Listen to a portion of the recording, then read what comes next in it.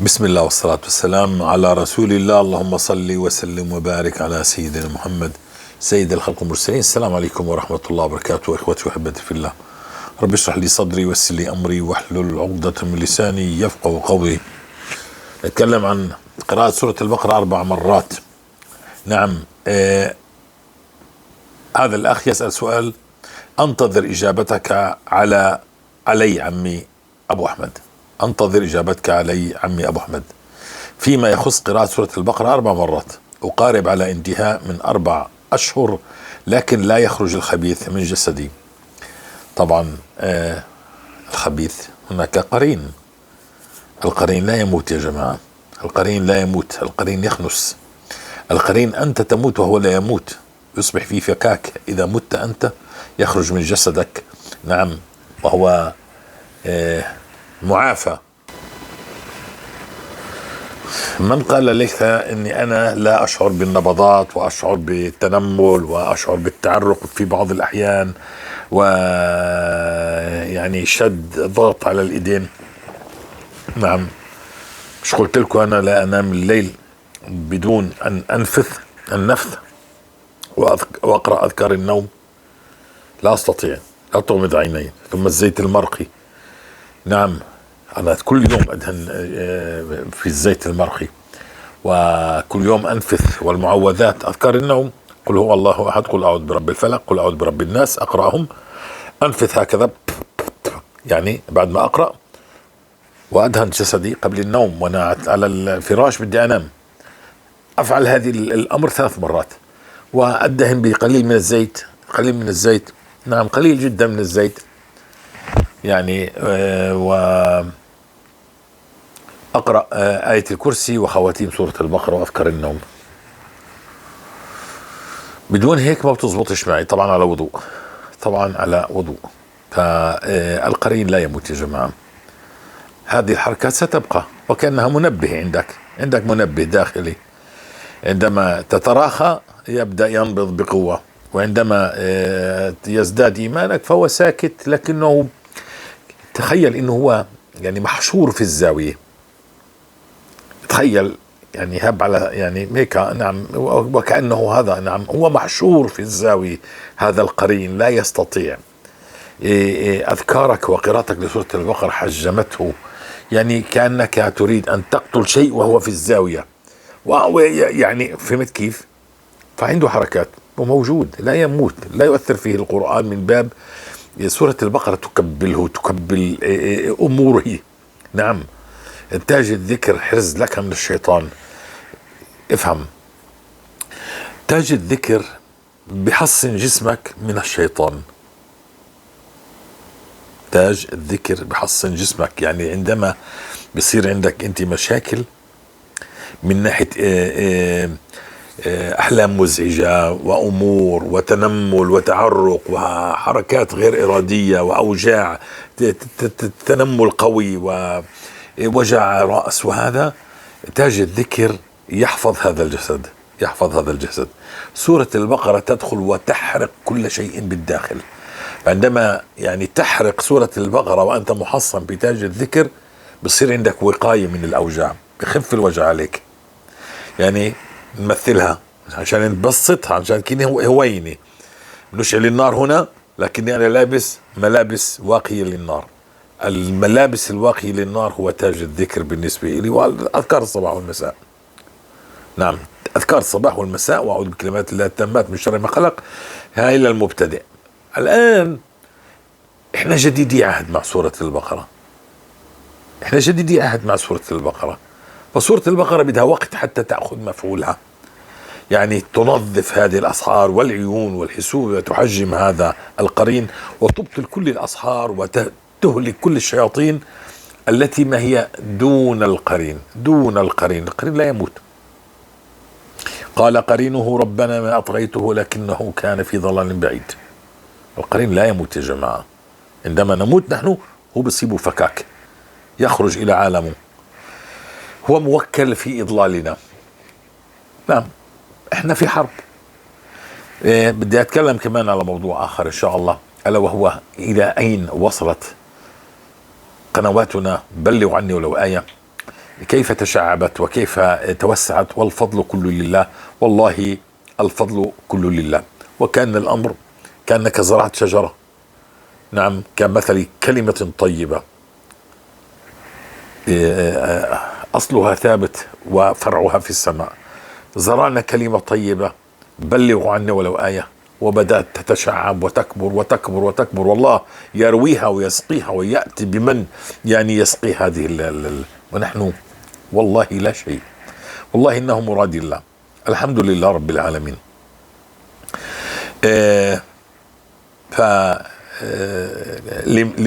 للمحبين لبلغوا عني ولو آية سيسمعوا أين وصلت بلغوا عني ولو آية، ولأعداء بلغوا عني ولو آية، عسى أن يفهموا إن هذا مراد الله. لا تقفوا في الطريق.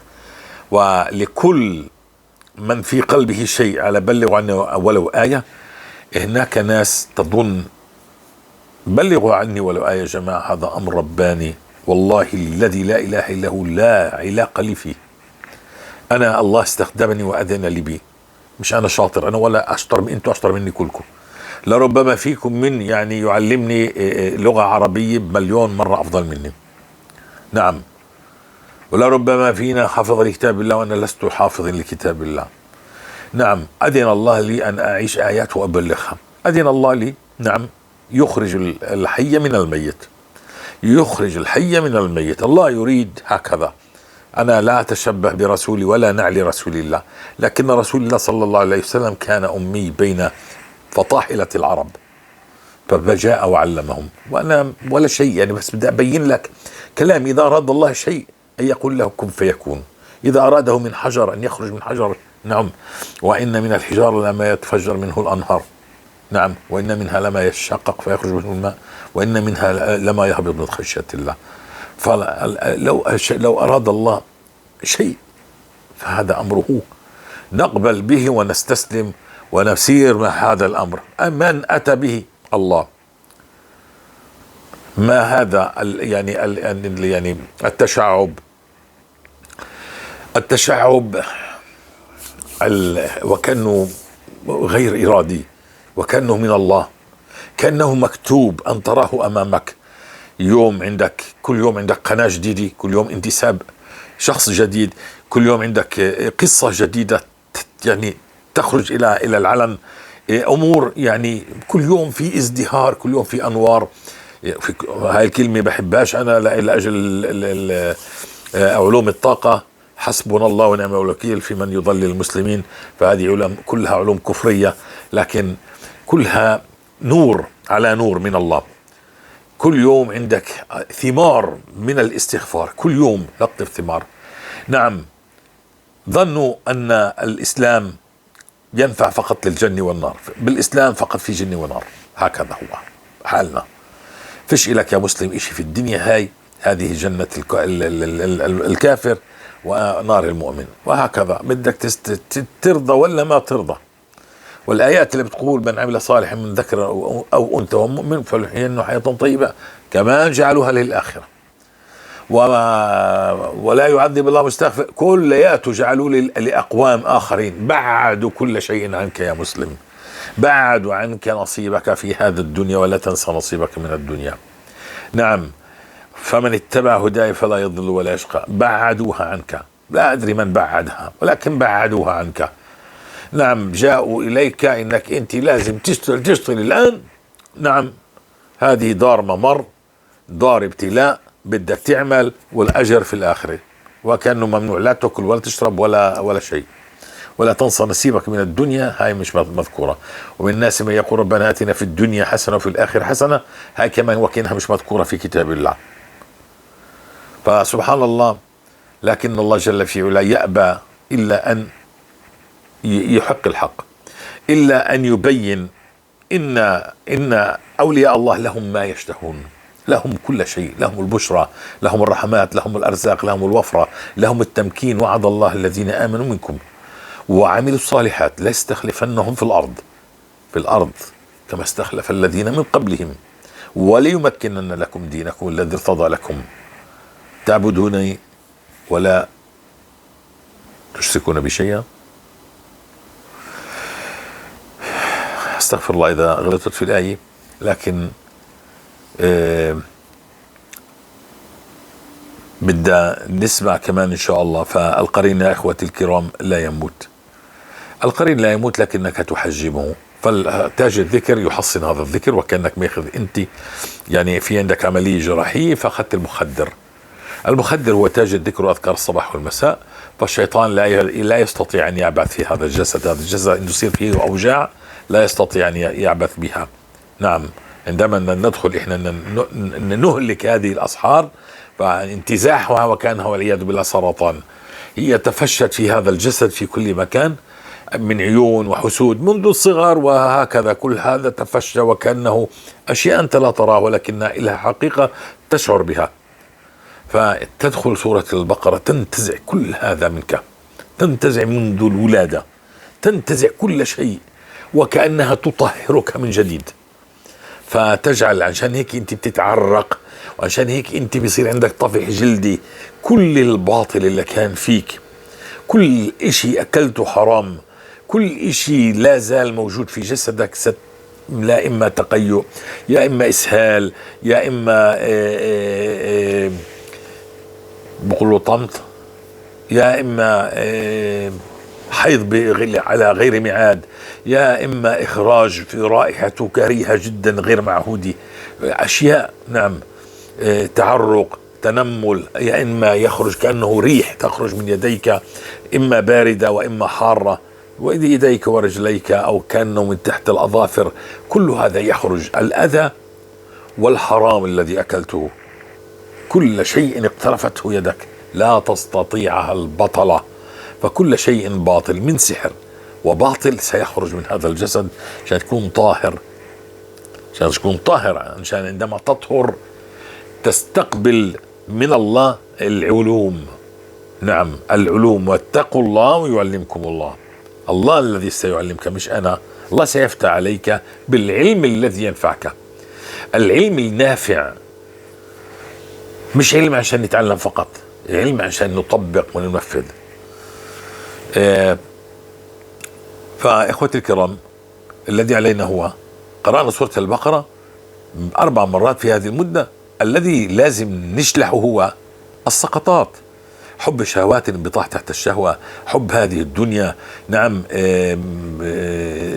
التثاقل على الطاعات والتراخي في العبادات، هذا اللي بدك تشلحه. بدك تشلح انت تصير تركض الى الطاعات، تحب الطاعات، تبدلت اولوياتك، بدأت تحب الله، تحب اوامر الله، بدأت الدنيا تصبح تحت أقدامك، وكل همك مرضاة الله، كتاب الله، قرآن، استغفار، ذكر، تذكير الناس، أمر بالمعروف، نهي عن المنكر. نعم، مراقبة الله، مراقبة كرامات الله، هكذا دعوات في جوف الليل. نعم، خلص اتصال مباشر مع الله. نعم، خلينا نسمع وين وصلنا في بلغوا عني ولو آية. إن شاء الله إني أكون قد أجبت إنه القرين لا يموت، فستشعر بهذه الحركات. لكن إذا كان يعني ضايقك بأحلام مزعجة وأمور يعني لا زال عندك أمور، فراقب أخي الكريم، ربما شرك خفي، لربما نعم الشرك الخفي يحبط العمل. خلصنا كل شيء عملته راح بقى منطورة. يعني إيش؟ نحن بسطنا وتكلمنا عن الشرك الخفي، إنك تنسب فضل الله عليك لغير الله، أو إنك أنت تظن إنك أنت الشاطر الذي قرأت سورة البقرة بفضل من شطارتك، أو تظن إنك أنت يعني، أو أنا كأخوك محمد الحجازي أظن إن هذه القناة أنا الذي أنشأتها. لا والله ما لي شيء فيها، والله إذا إن هذا أمر الله، هذا أمر الله. الحمد لله اللي استخدمني. يعني تخيل أنت معك سيارة وانت بدك تعطيني السيارة، تقول لي يا ابو احمد خذ هاي السيارة دير بالك عليها. يعني بتروح بتشتغل فيها وبتروح ودير بالك على السيارة، خليها مرتبها مش تخربها. نعم، هذه هي، ادير بالي على السيارة، مش بكرة اقلب عليك واقول السيارة الي، مش اقلب عليك واقول انا شريت السيارة، لا انا اللي بدي اعمل بالسيارة شو بدي.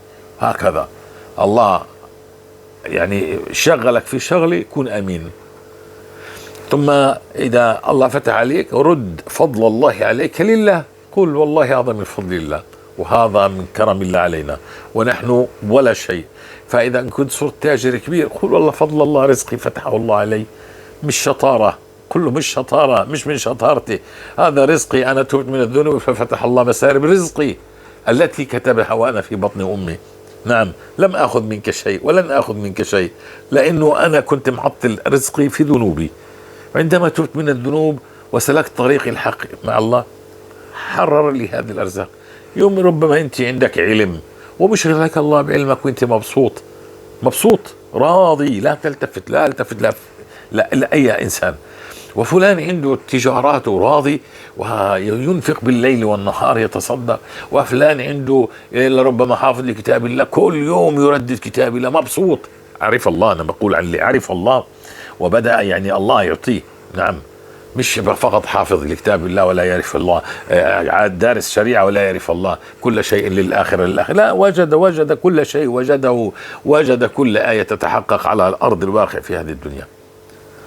فلما أنت بتعيش آية بتعرف الله. أنا بتشعب كثير، ولكن أنا كان موضوعي إني أطلع هذا الدرس إلا فيه أين وصلنا مع بلغوا عني ولو آية. فالأذكار الصباح والمساء حافظوا عليها إخوتي الكرام، أنا بنزلها أطلبوها من المشرفين. أذكار النوم كمان مهم جدا. نام على الوضوء، آخر آيتين من سورة البقرة وآية الكرسي، أعوذ بكلمات الله التامات من شر ما خلق، تاج الذكر، هاي حافظوا عليها في البداية حتى تستحكم سورة البقرة. بتظل أذكار الصباح والمساء على الخفيف، وصلت على الخفيف بتصير. فسورة البقرة جاءت لتكنس كل الباطل الذي عندك من شياطين ومن أسحار ومن تفكير، بدك تكون أكبر تاجر وأكبر عالم، كل هاي الأمور ستعيدك إلى الفطرة السليمة وتأخذك بفضل الله إلى كل يسر لما خلق له. فسيأخذك الله مع سورة البقرة إلى ما خلقك الله. إن كنت معلم فيزياء ستصبح معلم فيزياء، إن كنت تاجر ستصبح تاجر، إن كنت داعية إلى الله ستصبح داعية إلى الله. فهذا هو، نتحصن ونستمر في سورة البقرة. إذا أكثرت هذا جميل، إذا أنت مستمر في 4 مرات جميل جدا، استمر، لأنه سيفتح الله عليك أبواب علم. كلما أكثرت سيفتح الله عليك أبواب علم. لما بتصل لدرجة إخوتي الكرام في أقفال سورة البقرة، أقفال سورة البقرة الأربعة، القفل الأول، القفل الثاني، القفل الثالث، القفل الرابع، اطلبوها، اكتبوا في اليوتيوب القفل الأول، القفل الثاني، القفل الرابع، قفل محمد حجاز واستغفار سورة البقرة، القفل الأول أو القفل الثاني أو الأقفال سورة البقرة الأربعة. يا مراحل لسورة البقرة ستجد كلام بهذا المضمون، لكن القرين لا يموت. كل الأسحار والشياطين ستهرب وتخرج منك ومن حولك ومن كل شيء في حياتك. ونعم، لكن القرين سيبقى معك. بارك الله فيكم. انشغلت أنا شوي عن الموضوع الرئيسي الذي هو بين وصلنا في بلغوا عني ولو آية. نعم، نستمر إن شاء الله. السلام عليكم ورحمة الله تعالى وبركاته، حياكم الله جميعا مع بلغوا عني ولو آية. بتصلنا أسئلة كثيرة حول بلغوا عني ولو آية. إلى أين؟ إلى أين؟ إلى أن يشاء الله، إلى حيث يريد الله، إلى أين الوجهة الله.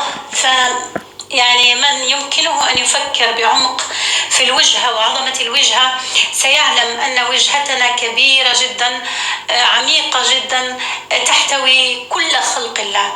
الوجهة عندما تكون الله ستحتوي البشر، ستحتوي الأرض، ستحتوي كل مخلوق على وجه الأرض. نعم، هذه وجهتنا الله. وعندما تكون الوجهة بهذه العظمة فلكم أن تتخيلوا كل تفصيلة تدخل في تراتبية وفي حتمية أن نكون إن شاء الله تابعين تحت راية لا إله إلا الله محمد رسول الله. هذه هي الوجهة.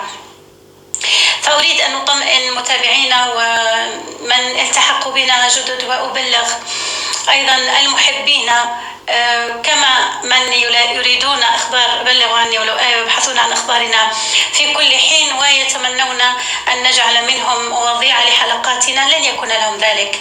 نحن يشغلنا الإنجاز، نحن ننجز بفضل الله، نحن نتطور بفضل الله، نحن يثبتنا الله، وكل يوم يثبتنا بمن يلتحق بنا لتكبر بلغوا عني ولو آية، وكل يوم يلتحق بنا الآلاف، وضمن الآلاف هناك كوادر حقيقية يمكنها أن تكون ضمن فريق عمل بلغوا عني ولو آية.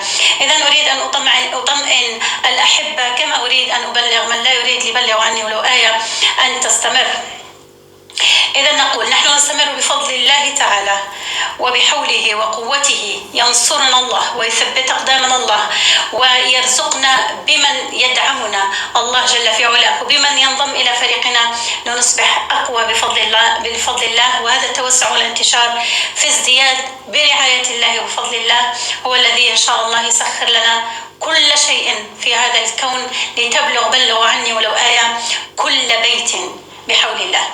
إذا أريد أن أقول أنه نحن عبارة عن 16 مجموعة على الواتساب، عبارة عن 4 قنوات على التليجرام، وبلغوا عني ولو آية هي الآن أيضا 6 قنوات 5 منها ناطقة بالعربية، 1 ناطقة باللغة الصومالية، وقناتين ناطقتين باللغة الإنجليزية، قناة بالإنجليزية العالمية، وقناة بالإنجليزية أمريكا، قناة أيضا للأطفال، وقناة ناطقة بلغة الإشارة.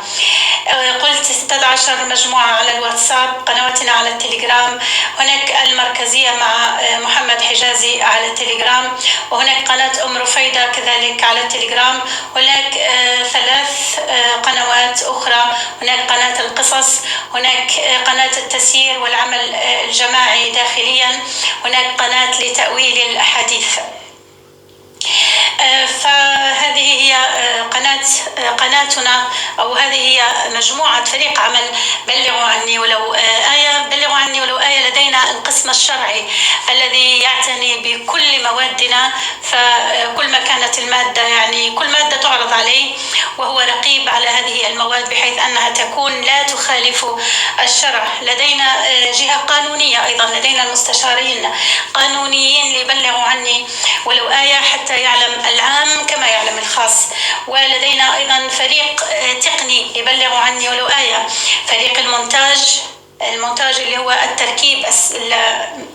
التركيب الصورة والصوت، التركيب الفيلمي يعني.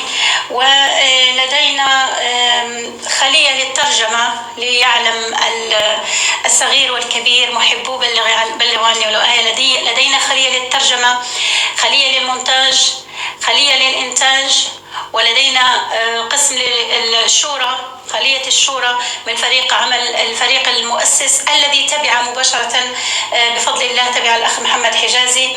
الفريق المؤسس طبعا هو مؤسس من فريق الشورى الذي أيضا نتشاور فيما بيننا فيما يتعلق ببلغوا عني ولو آية. المخطط كبير جدا، من يريدون أخبارنا لا يمكن إحصاؤها في بضع دقائق إن شاء الله. لدينا الميلاد الجديد على بركة الله، ولدت على بركة الله لبلغوا عني ولو آية إن شاء الله. هذا الموقع الإلكتروني لبلغوا عني ولو آية هذا آخر ما ولد إن شاء الله بإذن الله. وطبعا لدينا قناة للأطفال التي جاءت قبل هذا الموقع بأيام قليلة، قناة أشبال بلغوا عني ولو آية إن شاء الله.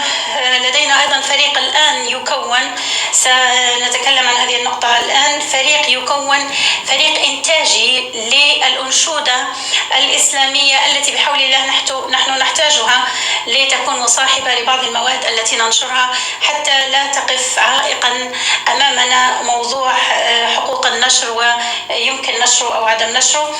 وبالتالي من خلال هذا التسجيل من يرى في نفسه لديه المقدرة على تلحين الكلمات، فإن شاء الله لدينا كلمات للأطفال وكلمات أنشودية للكبار، فنود أن يلتحق بنا من يرى في نفسه إمكانية التلحين. طبعا التلحين بالمؤثرات الصوتية ليس بالآلات الموسيقية.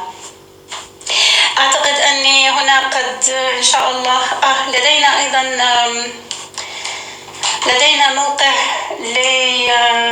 للتدوين. لدينا موقع أيضا للتدوين. هناك موقع ولد نحن نراقبه يعني على كثب، لم يتم الإنجاز به بعد، لكن هناك موقع إن شاء الله بدأ ينجز في تدوينات بلغوا عني ولو آية. لدينا أيضا قناة نسيتها هذه، اللي هي مجلة بلغوا عني ولو آية، أقلام بلغوا عني ولو آية، وبدأنا إن شاء الله نكتب في بعض المقالات حول بلغوا عني ولو آية.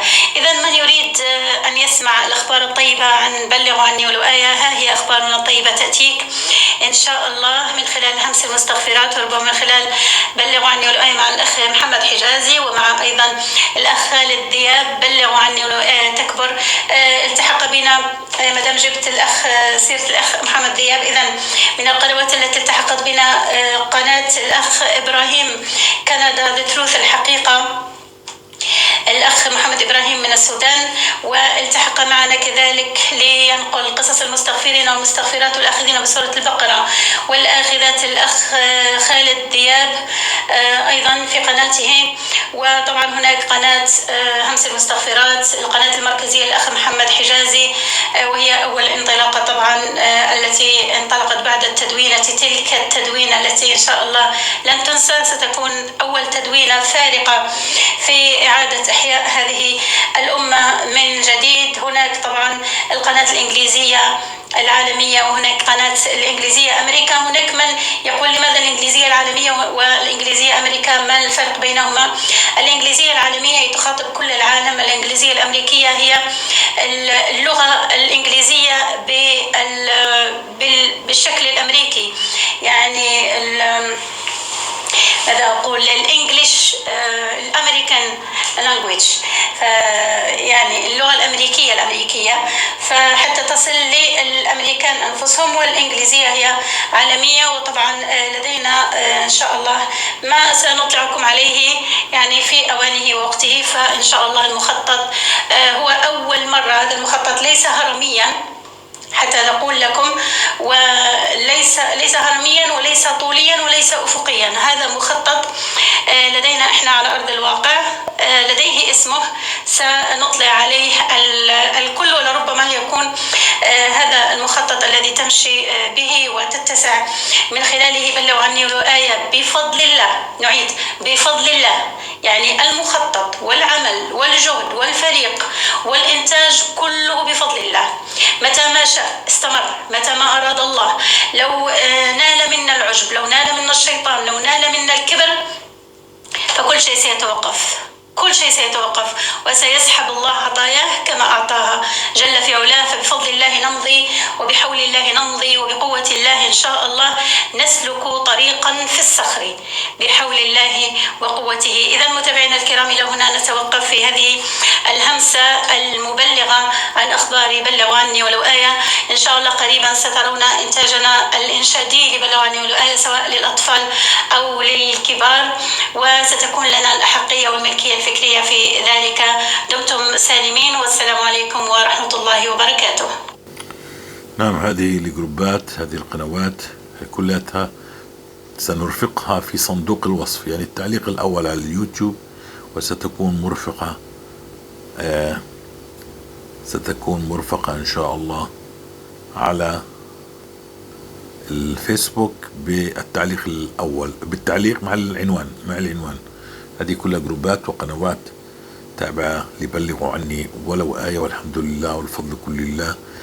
التوسع لبلغوا عني ولو آية طبيعي، لأننا وجدنا ووجد المتابعين كل شيء قلناه، وجدوا ضالتهم في كتاب الله، في بلغوا عني ولو آية. أحيا الله أمورهم، أعاد لهم الثقة في الدين في هذه بلغوا عني ولو آية. نعم، إعادة الثقة في دين الله بلغوا عني ولو آية.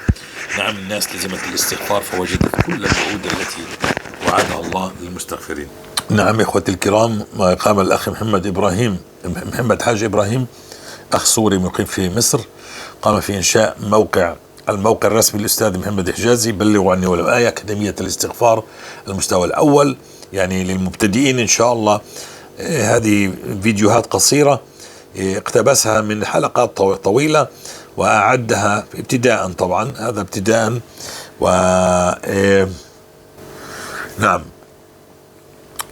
أعد ابتداء للمبتدئين، وهي سيكون الموقع الرسمي، هذا الموقع الرسمي للأستاذ محمد حجازي، بلغوا عني ولو آية، نعيش آية عن رسول الله صلى الله عليه وسلم ونقطف ثمارها ثم نبلغها للناس. الاستغفار، ورد الاستغفار بداية ب30,000 استغفار يوميا حتى قطف الثمار هذه العبادة، وهذا نزول مطر الرزق وكل شيء إن شاء الله.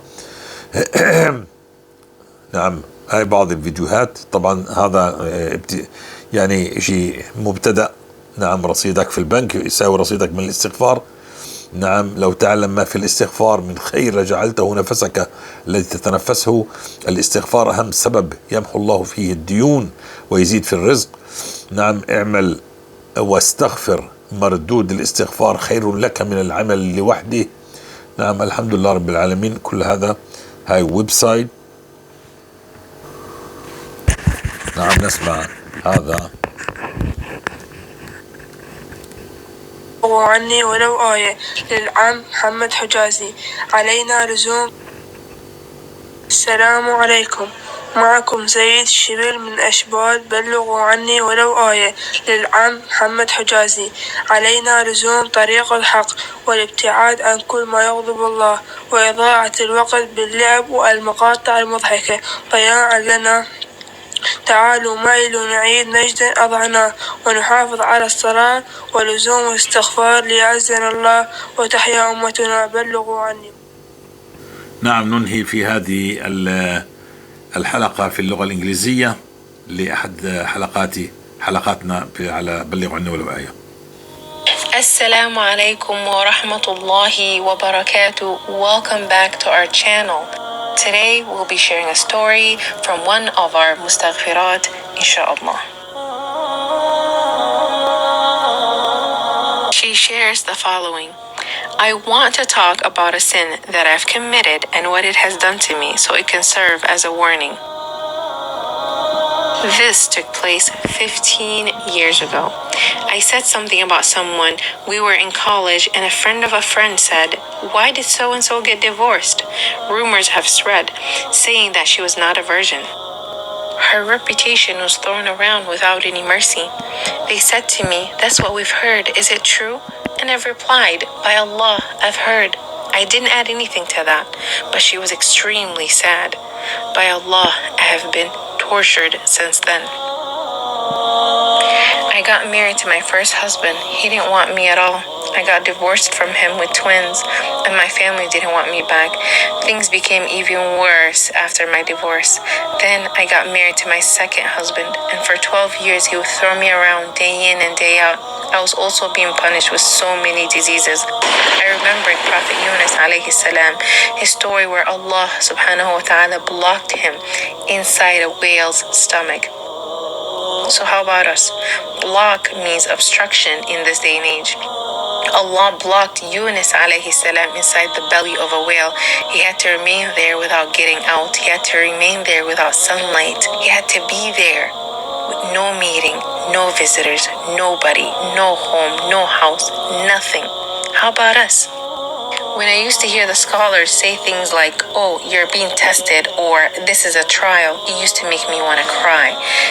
That increased my regret, pain, agony, and I was living in extreme fear. I used to ask myself, I am now in my 30s. Maybe Allah subhanahu wa ta'ala wrote for me to die in my 80s. I cannot live like this until I'm 80 years old. How many times have I thought of suicide? But glory be to Allah, as soon as I came across our brother Muhammad Hijazi's YouTube channel, glad tidings came. The things that made my heart filled with joy was the word iqab. Iqab means punishment. We are under punishment. We are not under a test or a trial. She says that she was so happy to hear that she is under punishment, not trial. Isn't that interesting? She continues, I remembered my sins. The first sin that I remembered was what I said about that girl 15 years ago. I found out that Allah subhanahu wa ta'ala is punishing me to discipline me and to stop me and to give me relief out of my misery. I found out that I fell into Allah's mercy, and that was it. That's all I needed. I used to think that I was in the hands of someone with no mercy, a husband who throws me around, a family that didn't want me, in diseases and demon possessions. How long will I be able to survive? How will I survive being possessed when Allah subhanahu wa ta'ala says that Satan was our clear enemy? She continues, I saw and felt relief day by day with istighfar, and reading Surah Al-Baqarah 4 times a day was not the same as my once daily. Allah made it rain for me with istighfar. I found safety. My husband stopped throwing me around. My kids stopped giving me a hard time. The house duties that I hated and I was always too tired to do became and felt like nothing. Thanks to Allah subhanahu wa ta'ala for getting me to commit to istighfar. Surah Al-Baqarah showed me where all the jinns were inside of my body. It revealed that my body contained many jinns and demons, and I saw that with my own eyes. Surah Al-Baqarah 4 times. Please take it as a process. Don't look at it as a period of time. You will see amazing results. My husband now, whenever he says something simple or curses me, reflects and says, Oh Allah, forgive me. He became committed to praying all his prayers and started saying kind words to me and even helping me out. Committing to istighfar is a way to save yourself, and that's for those who want to be saved. But for those who want to ask too many questions, you will not be saved. We exhaust our bodies by overeating and talking and sleeping a lot. Where and how will our bodies and souls get their nutrients? We don't do dhikr as in remembrance of Allah subhanahu wa ta'ala. We don't worship Allah the way He wants. And there's no sincerity in our acts of worship. Jazakallahu khair to our brother Muhammad Hijazi on what you're offering on your YouTube channel. One of the punishments I endured was the inability to shower for no reason. It used to take me 2 weeks just to shower once. I wasn't able to even take care of my hair. It was a crippling feeling without a reason nor a solution. My face became completely distorted from my features to my skin color. My face became dark. My husband used to say, I married you when you were light, and he would mock me and say, how did I marry someone like you? You've aged and become old. And I used to listen and be patient and remember that girl from 15 years ago. My body was blowing up. I used to eat a lot, but I wasn't fat. I had body distortion where the right side of my body was bigger than my left side. I used to cry because of my situation. My teeth started breaking and I couldn't even fix them. Allah subhanahu wa ta'ala wanted to punish me and educate me. That's why He put my brother Muhammad Hijazi in the middle of the road for me. After I understood that I was under punishment, I knew I would be saved by istighfar. I always used to do good deeds, things like giving in charity, doing umrah and praying in Masjid in Mecca. I used to give in charity with money, food, drinks, and whatever else I had. I started wearing the proper Islamic hijab, thinking that that was my shortcoming. I learned fiqh and tawheed, thinking that was my shortcoming, but I was still stuck in the mud. Every time I did any good deed, it felt as if the mud was clinging to me even more. It's as if Allah did not accept any of my good deeds. My family members cut me off completely. I tried to reconcile with them for the sake of Allah subhanahu wa ta'ala and thought this was my shortcoming. I started doing khitmas. I started memorizing the Quran, did night prayers, qiyam al-layl, and did all the nawafil, and started fasting Mondays and Thursdays, but things just kept on getting worse. with istighfar, Allah subhanahu wa ta'ala accepts everything. After Allah subhanahu wa ta'ala accepts your istighfar, even if you do the bare minimum, Allah will accept it from you. You can do tasbih, tahleel, or hawqala, or something simple like removing harm, or doing something simple for someone, or being a good wife, good enough for your children. Allah will accept it all from you. Allah never said He would not punish those who remember Him or those who do dhikr. He said He would not punish those who commit daily istighfar. This is a clear sign. I wish for everyone to repent and not downplay their sins, return to Allah and commit to daily istighfar, and leave the creation to the Creator. My brother Muhammad Hijazi, you are a trustworthy advisor, and everything you said on your YouTube channel is true. I urge all the subscribers and the followers to commit to daily istighfar as soon as possible and know that we are under punishment. So don't be afraid. Allah wants to relieve your pain. Allah wants to relieve your agony. Allah wants to discipline you, and this is all nothing but a lesson for all of us. السلام عليكم ورحمة الله وبركاته.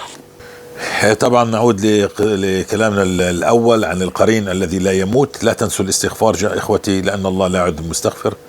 الاستغفار دائما معنا، دائما معنا بالآلاف. أنا أخذت على نفسي إن شاء الله لا أنزل عن 12,000 استغفار يومي.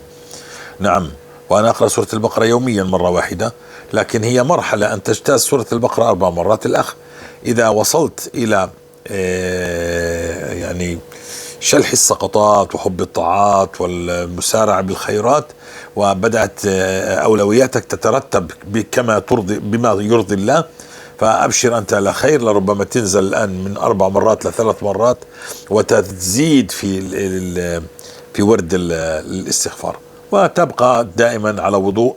أذكار الصباح والمساء والنوم، لا تنسى أذكار النوم، مهم جدا. مرات رش البيت في ماء مرقي، حافظ على نفسك من ذنوبك والشرك الخفي، وأمر بالمعروف وانهى عن المنكر، والله يبارك فيك ويرضى عليك، وسترى العطاء المستمر. لا تنسى أن تستغفر مع سورة البقرة. نعم، أكثر آلاف، ما في عنا مئات، ما في عنا 1000 و2000 و3، يعني هي كلها نص ساعة تخلص منها. فأنت بالسيارة في البيت دائما استغفر، وسورة البقرة بتخلصها، وكلما نزلت في ورد سورة البقرة بتزيد بالاستغفار حتى يستقر بعدين أمرك. بعدين بعد سنة، بعد سنتين، يعني أنا بينت، فوت على أقفال سورة البقرة وستفهم الموضوع كلياته. جزاك الله خير وبارك الله فيكم، وانشروا هذا الكلام، والسلام عليكم ورحمة الله وبركاته.